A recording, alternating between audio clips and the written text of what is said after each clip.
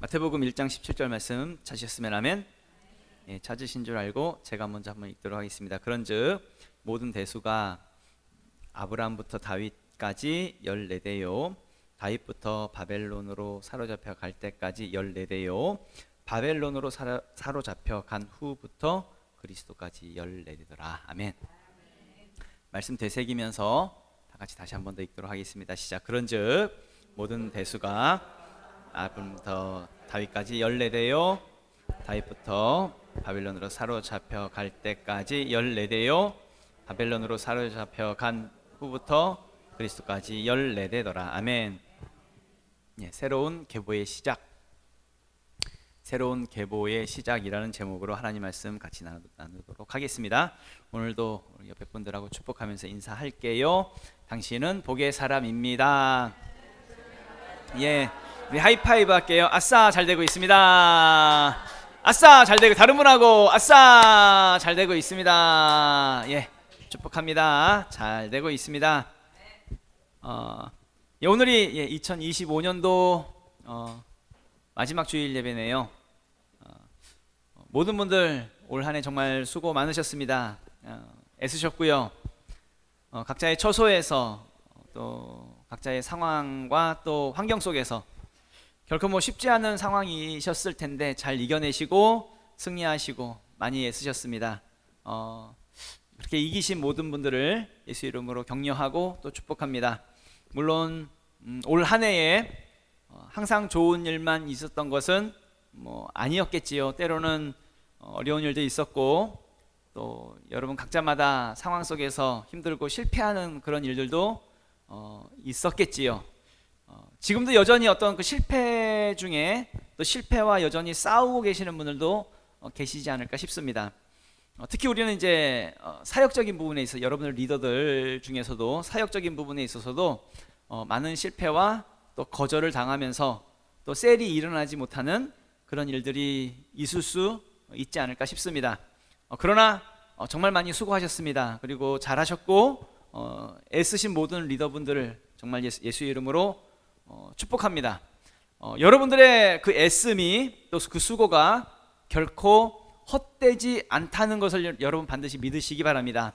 고린도전서 15장 58절 말씀을 읽어보면 그러므로 내 사랑하는 형제들아 견실하며 흔들리지 말고 항상 주의 일에 더욱 힘쓰는 자들이 되라. 이는 너희 수고가 주 안에서 헛되지 않은 줄 알미라. 아멘. 말씀도 우리에게 격려하고 있지요.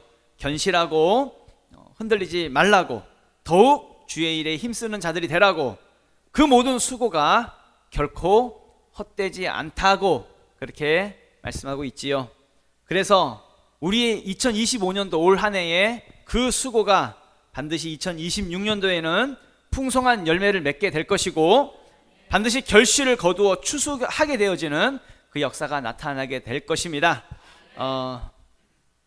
지난 성탄절 예배 때 마태복음 1장 1절의 말씀을 가지고 같이 나누었었지요. 마태복음 1장 1절 보면은 아브라함과 다윗의 자손 예수 그리스도의 계보라라고 하면서 그 뒤로 이제 2절부터 계속 이어지는 것이 16절까지 이어지는 것이 예수님의 족보에 대한 내용이었습니다. 그리고 오늘 본문의 내용이 1장 17절 말씀이지요. 지난 그 성탄절 예배 때 같이 나눴던 내용이 예수님의 탄생은 결코 하나님의 즉흥적인 결정이 아니었다는 것입니다. 하나님이 조급하거나 서두르셔서 결정하신 것이 아니었다는 것이죠. 예수님의 탄생은 아브라함 때부터 혹 그 이전부터 아담 때부터 이미 하나님께서 결정하신 그 내용이라는 것입니다. 하나님께서 그리고 가장 정확한 때에 완벽한 타이밍에 그 완전하신 그 능력을 가지고 하나님이 사람의 몸을 입고 이 땅에 오셔서 우리의 구원을 이루셨다라는 것이죠. 그것을 그 족보에 대한 부분으로 같이 말씀을 나눴었지요.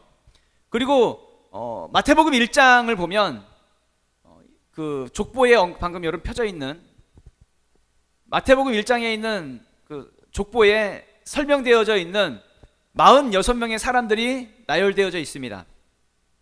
모두가 예수님이 이 땅에 오시기까지 통로로 쓰임 받았던 사람들이죠. 그렇다는 것은 어느 한 사람도 46명의 사람 중에 어느 한 사람도 귀하지 않은 사람이 없다는 것입니다. 한 사람 한 사람 모두가 하나님께서 이 땅에 보내주신 그 이유와 존재 목적이 다 있다라는 것이지요. 여러분, 이것을 반드시 믿을 수 있기를 부탁을 드립니다. 하나님이 나를 향하신 이유와 그 존재 목적이 나를 향해서도 동일하게 있다라는 것입니다.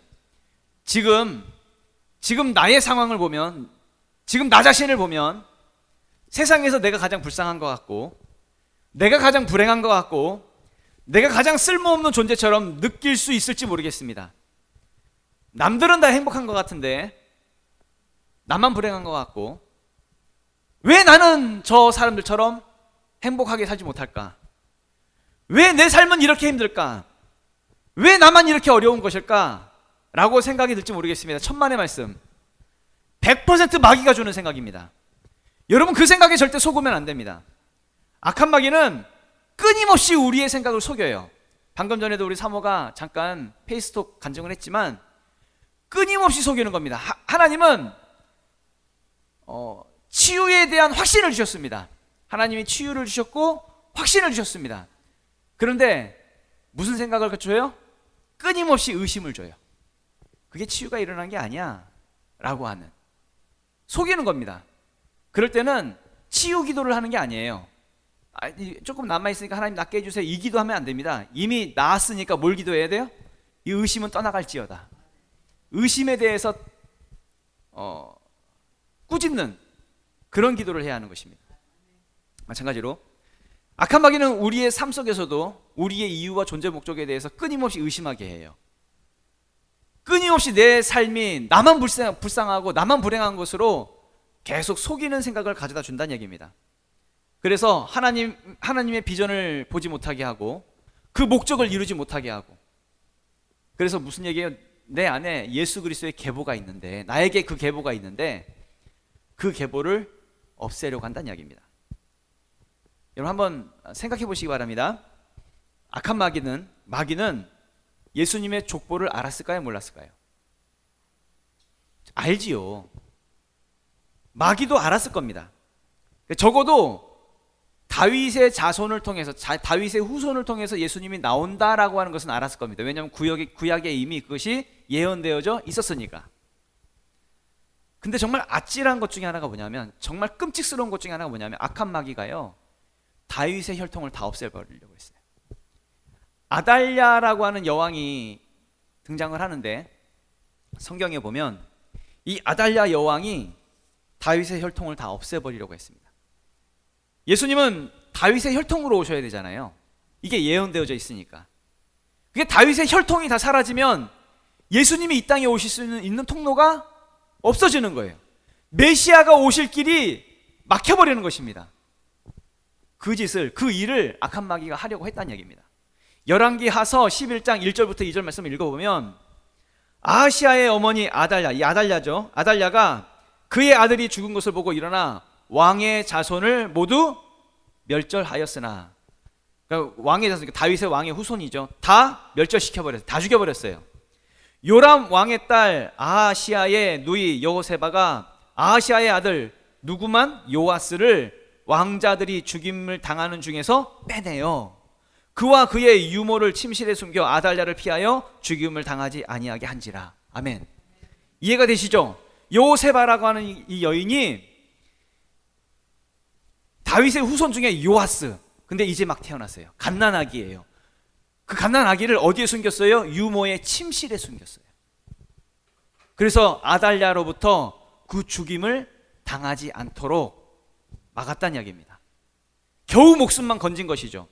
그리고 이제 2절 말씀인데, 그 뒤에 열왕기하서 11장 3절 말씀 보면은, 요아스가 그와 함께 여호와의 성전에 6년을 숨어 있는 동안에 아달랴가 나라를 다스렸더라. 이 악한 여왕이 6년 동안 이스라엘을 다스려요. 그리고 갓난아기였던 요아스는 어디에 숨어서 살게 돼요? 6년 동안 성전에 숨어서 살게 돼요. 여러분, 성전은 사는 곳이 아니에요. 숨어 있을 수도 없고요. 그런데 성전에 숨어서 지내게 됩니다. 궁전에서 숨어 지내는 것이 아니라. 그리고 나중에 이제 6년 뒤에 뭐 스토리가 있는데, 아무튼 아달랴는 이제 죽게 되고 요아스가 나이 7살 되었을 때에 유다의 왕이 되지요. 그 내용이 열왕기하서 11장 21절 말씀입니다. 요아스가 왕이 될 때의 나이가 7세였더라. 아멘. 여러분 반드시 기억하셔야 됩니다. 악한 마귀는 끊임없이 예수 그리스도의 계보를 없애려고 한다는 얘기입니다. 다윗의 혈통까지 끊으려고 했다는 것이죠. 마찬가지로 악한 마귀가 우리를 통해서 하나님께서 이루실 그 비전과 그 목적을 끊으려고 할까요, 안 할까요? 끊으려고 한다는 얘기입니다. 그래서 우리의 생각 속에 무엇을 집어넣냐면, 세상에서 내가 가장 불쌍하고 내가 가장 불행하고 내가 가장 쓸모없는 존재처럼 그렇게 나를 속이고 나를 그렇게 만들 수 있다는 이야기입니다. 그러니까 속지 말라고요. 하나님이 우리를 적어도 다른 교회가 아니라 우리 지명교회에 하나님께서 우리를 부르신 것은 나를 향한 아주 분명한 이유와 존재 목적이 있다라고 하는 것을 반드시 믿을 수 있기를 부탁을 드립니다. 우리가 바로 이 땅에 다시 오실 예수님, 재림하실 예수님의 그 계보를 잇는 자가 바로 여기 있는 한 사람 한 사람, 나라고 하는 걸 반드시 믿으시라는 이야기지요. 여러분 다 알고 있듯이 오늘 본문의 내용은 마태복음 1장 예수님의 족보에 대한 내용입니다. 족보를 정리하면, 방금 읽은 족보를 정리한 건데, 정리한 것을 한마디로 표현하면 세 부분으로 시대를 나누고 있습니다. 마태복음 1장 17절 말씀, 오늘 본문의 내용이죠. 본문 말씀을 읽어보면, 그런즉 모든 대수가 아브라함부터 다윗까지 14대요, 다윗부터 바벨론으로 사로잡혀갈 때까지 14대요, 바벨론으로 사로잡혀간 후부터 그리스도까지 14대더라 라고 이렇게 이제 세 부분으로 나누고 있지요. 그냥 이제 우리가 쉽게 그냥 아브라함부터 예수님까지 그럼 42대거든요. 그냥 42대에 걸쳐서 내려왔다 이렇게 말하면 되는데, 왜 굳이 이렇게 세 부분으로 나눴을까? 그러면서 왜 예수님의 족보다라고 이렇게 설명을 할까라고 하는 그 이유가 있겠죠. 세 부분으로 나눈 이유가 있겠죠. 그러면 그 부분을 같이 좀 말씀을 나눌게요. 첫 번째로는, 그러니까 아브라함부터 다윗까지입니다. 아브라함부터 다윗까지 첫 번째 시대입니다. 이 시대는 이스라엘 백성에게 있어서 영광의 시대입니다. 하나님이 아브라함에게 약속하셨어요. 동서남북을 바라보라고.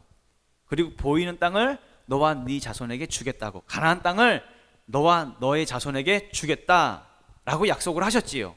그리고 가나안 땅의 정복이 일어납니다. 다윗 시대에 와서, 그리고 다윗 시대에 와서 이 가나안 땅의 정복을 완성하게 되지요. 이스라엘 백성들이 그때 이 시대 속에서 아브라함부터 다윗 시대까지는 하나님의 영광을 보고 하나님의 은혜를 누렸던 시대라는 이야기입니다. 그리고 나서 다윗 시대부터 바벨론으로 잡혀갈 때까지가 14대입니다. 두 번째 시대입니다. 이때는 이스라엘이 쇠퇴기에 접어들게 됩니다. 다윗 왕 지나고 솔로몬 왕 지나고 나서 그때부터 나라가 둘로 나눠지게 되지요. 북이스라엘과 남유다로 나라가 나눠지게 되고, 그리고 이스라엘 백성들은 하나님을 떠나게 됩니다. 우상 숭배하게 되고요. 그리고 포악함과 악함, 잔인함과 그런 시대 속에 살게 됩니다. 그러다 보니까 하나님께서 이스라엘을 심판하시지요. 바벨론에 의해서 이스라엘 백성들이 멸망을 당하게 되고, 백성들은 바벨론의 포로로 잡혀가게 됩니다. 그 시대가 두 번째 시대이지요. 그리고 세 번째 시대, 바벨론으로 잡혀간 후부터 그리스도까지입니다. 이때는 이스라엘 백성들이 완전히 하나님을 떠난 완전한 죄악의 시대입니다. 비극과 절망의 시대를 살았습니다. 그러니까 하나님께서 이스라엘 백성들의 선지자들을 보내셔가지고 하나님께로 돌아오라고 아무리 외쳐대도 이스라엘 백성들이 돌아오질 않습니다. 완전히 하나님을 떠난 시대, 죄악이 만연한 시대, 심지어 하나님께서 선지자조차도 보내지 않았던 시대가 있었습니다. 말라기서부터 마태복음까지 그 시대 한 400년 정도의 그 기간 동안에는 말씀이 사라졌습니다. 암흑의 시대, 말씀조차 없었던 시대. 그 시대 가운데에 이스라엘은 하나님께서 심판으로 몰아가셨다는 이야기죠. 그리고 나서 예수 그리스도가 등장을 합니다. 신약이 시작이 되는 것이죠. 그 처음 시작, 신약이 처음 시작되었을 때에 무엇부터 시작하는 거예요? 예수님의 족보부터 시작을 하는 거예요.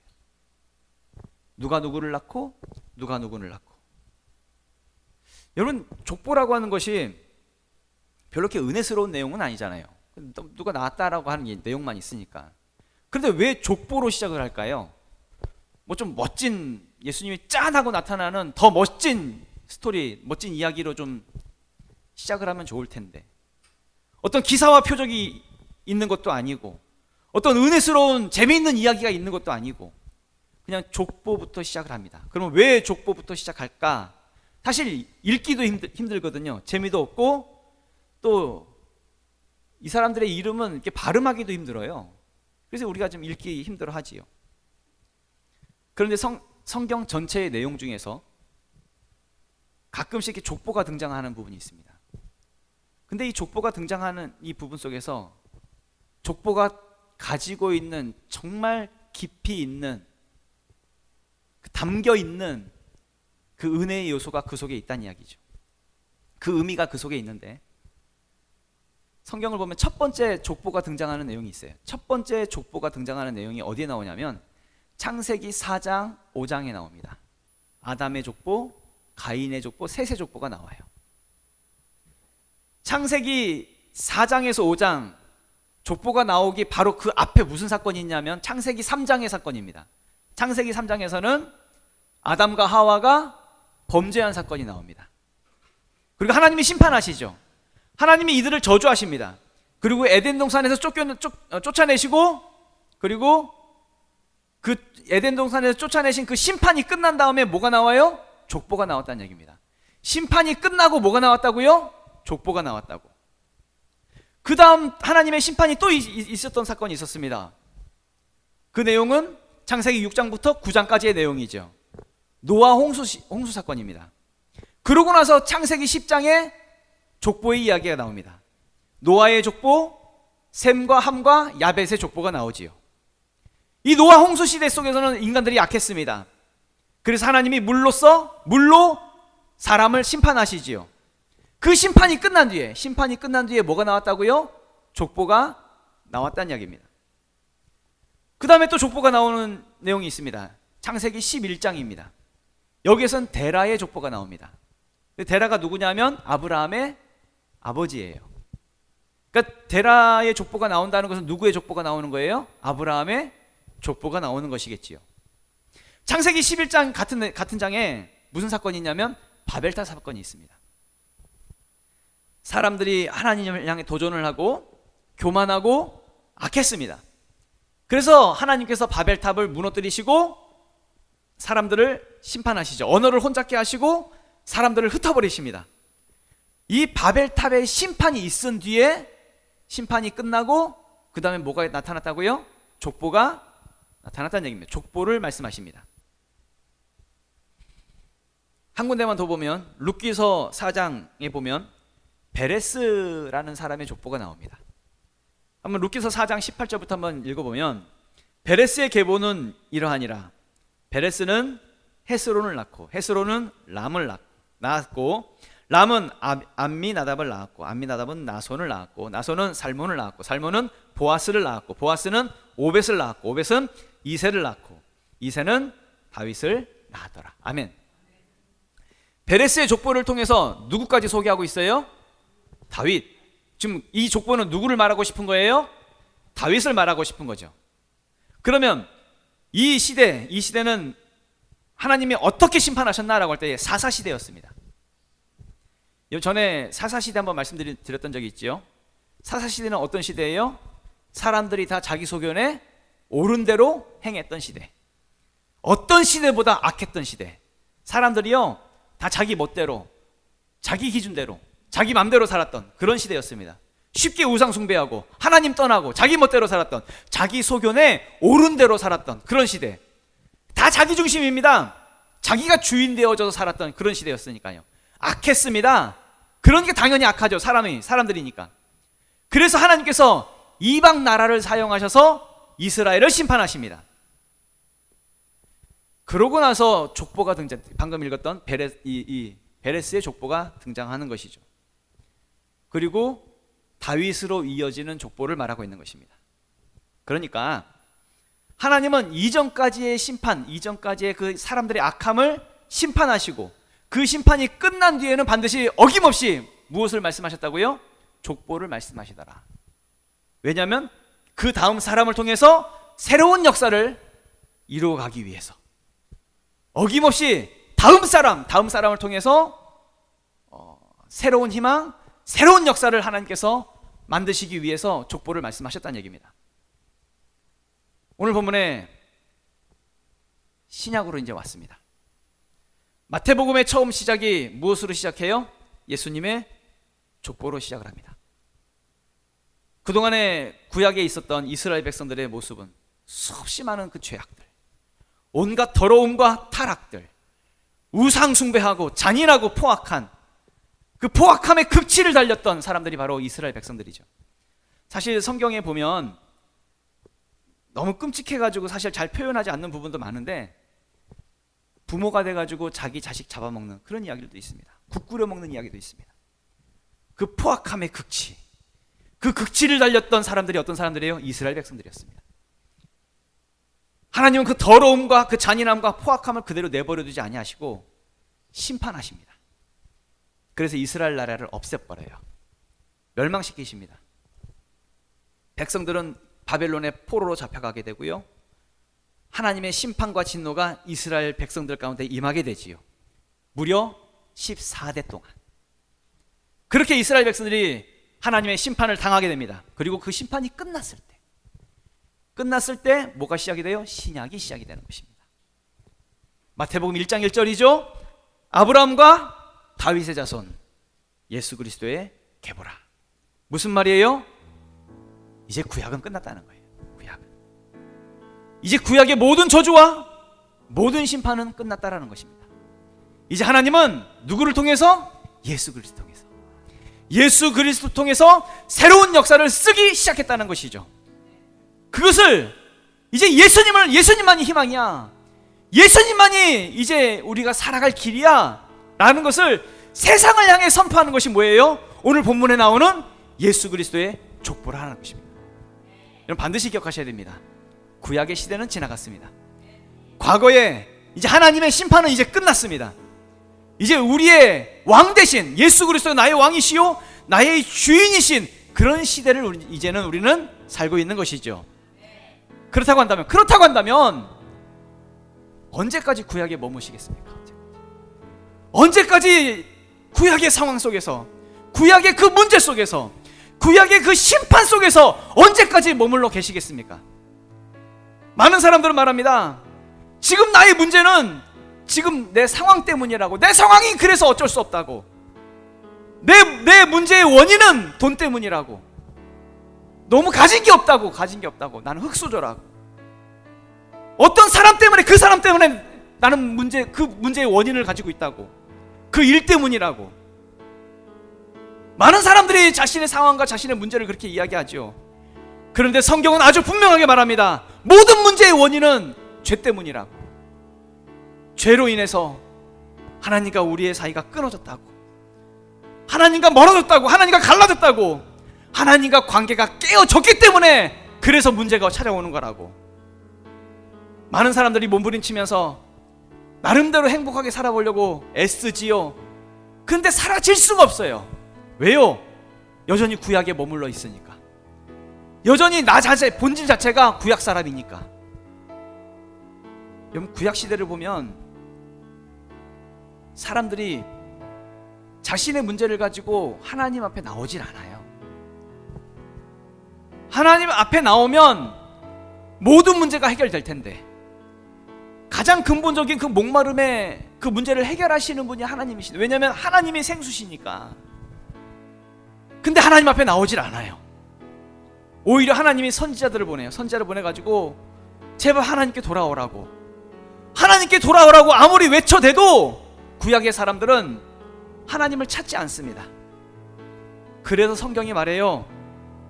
하나님이 이 땅에 오셨다고, 하나님이 사람의 몸을 입고 이 땅에 오셨다고, 사람들이 하나님 찾지 않으니까 하나님이 직접 사람을 찾아오셨다고 그렇게 말하는 것이 마태복음 1장의 족보라는 이야기입니다.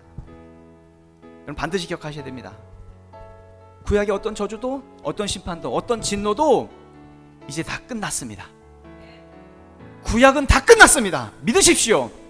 더 이상 그러니까 더 이상 구약에 머물러 있지 말라는 것입니다. 다 같이 일어나서 우리 기도하도록 할까요?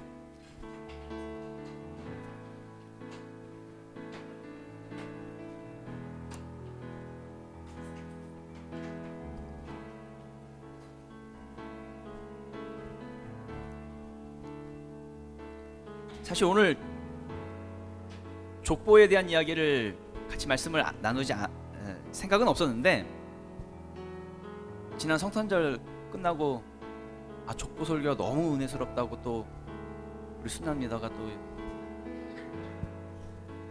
그 말에 또 내가 또 은혜 받아가지고, 근데 사실 족보의 이야기가 굉장히 은혜스럽습니다. 이름만 빼면 이름이 너무 어려워가지고. 여러분, 그래서 여러분들 꼭 믿으시길 부탁을 드리는 것은, 내가 예수 안에 있으면 구약의 모든 저주와 심판은 끝났습니다. 내가 예수 안에 있으면 결코 그래서 정죄함이 없는 것입니다. 정죄함을 받지 않습니다. 그 로마서 8장 1절에서 2절 말씀이죠. 그러므로 이제 그리스도 예수 안에 있는 자에게는 결코 정죄함이 없나니, 이는 그리스도 예수 안에 있는 생명의 성령의 법이 죄와 사망의 법에서 너를 해방하였습니다. 아멘. 올 한 해 2025년도가 약 한 3일 정도 남았나요?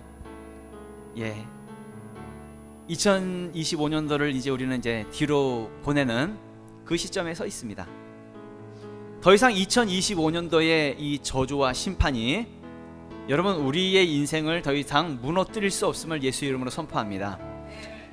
이제는 우리는 2026년도에 새로운 새해를 우리는 이제 앞두고 있는데요.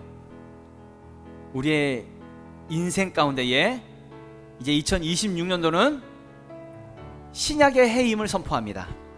구약이 사라지고 신약이 새롭게 열어지는, 그래서 모든 저주와 심판이 끊어지고 새롭게 일어서고 새롭게 살아나는 해가 될 것임을 선포합니다. 믿음으로 취하시고 우리 기도하실 때에, 하나님, 이제 모든 저주와 심판이 끝났음을 선포합니다. 이제 나의 삶 속에 새롭게 다시 예수 그리스도로, 예수님으로 다시 살아나는 우리가 될 수 있도록 도와주시옵소서. 우리 주여 한번 외치고 통성으로 기도하겠습니다. 주여!